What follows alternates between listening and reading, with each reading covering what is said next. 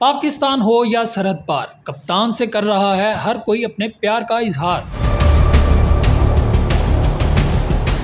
London में कप्तान की स्पोर्टर खातून का शदीद एहतजाज। इमरान खान जिंदाबाद। कम उम्र गुलकारा बरीना रो पड़ी ज़ारो कतार। बस कौम की आखिरी उम्मीद है तू।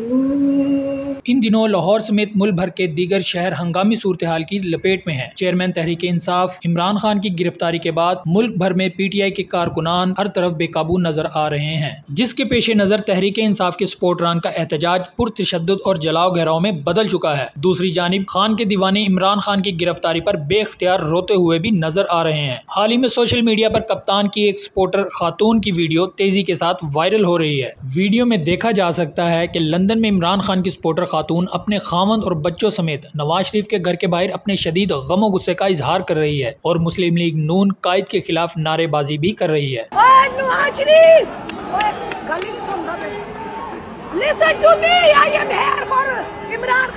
दूसरी जानिब PTI की सपोर्टर कम उम्र गुलकारा बरीना नदीम भी इमरान खान की गिरफ्तारी पर शदीद गम में मुब्तला है। वीडियो में देखा जा सकता है बरीना कप्तान के लिए एक गाना भी गा रही है और इस दौरान इसकी आंखें भी आंसुओं से भर आती हैं। ओ खान मेरे कप्तान मेरे पीछे हटना नहीं, डट जाना है। इन चोरों और लुटेरों से तूने मुल्क आजाद कराना है।